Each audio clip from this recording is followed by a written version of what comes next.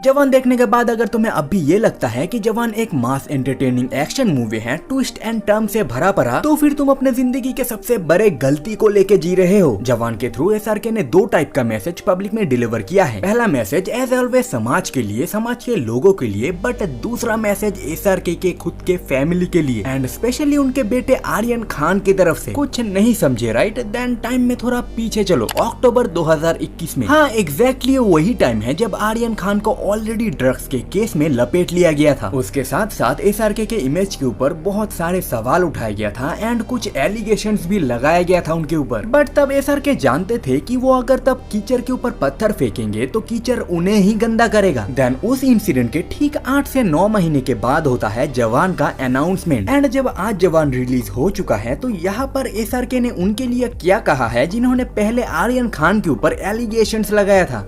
बेटे को हाथ लगाने से पहले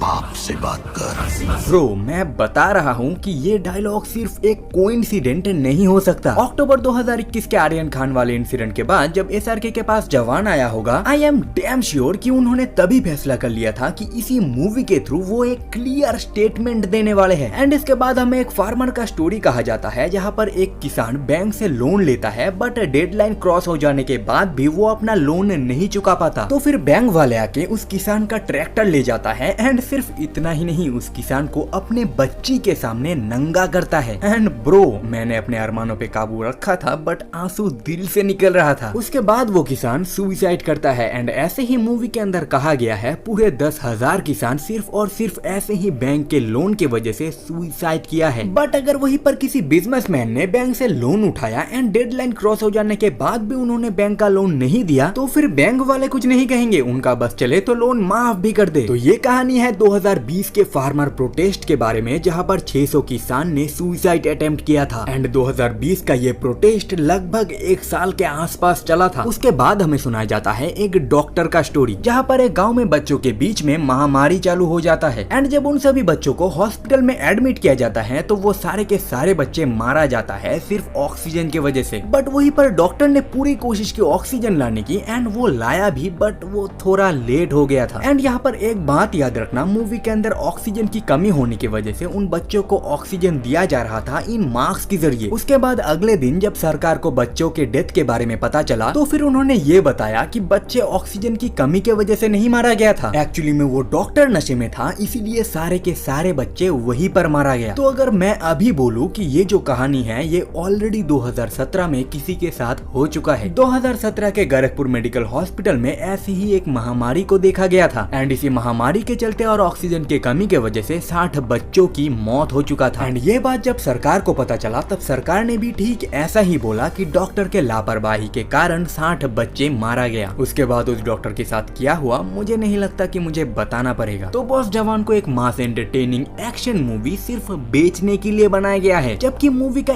एक्चुअल मोटिव है समाज तक मैसेज देना। एंड जब मूवी एंड होता है तब हमें एक स्विस बैंक के बारे में हिंट दिया जाता है जो कि प्रोबेबली जवान 2 में हमें दिखाया जाएगा। उसके साथ साथ मूवी के अंदर हमें एक बहुत ज्यादा अहम बात कहा गया है कि तुम जब एक 5 रुपए का पेन खरीदते हो तो कितना ज्यादा माथा पट्टी करते हो, लेकिन वहीं पर जब 5 साल के लिए तुम एक सरकार को लाते हो तब तुम्हारा दिमाग नहीं चलता। तो फिर तुम घर बैठ के सिर्फ एक अच्छा काम करके हजारों की जान बचा सकते हो। तुम्हारे उंगली में इतना ज्यादा पावर है तो फिर किसी को उंगली ना करके उसी उंगली को अपने काम में लाओ। तो बस माल मसला खत्म। तो वीडियो में तब तक लिए एंड हाँ अगर यहाँ तक देख चुके हो तो सब्सक्राइब और लाइक करके जाना एंड हाँ वीडियो को शेयर जरूर करना।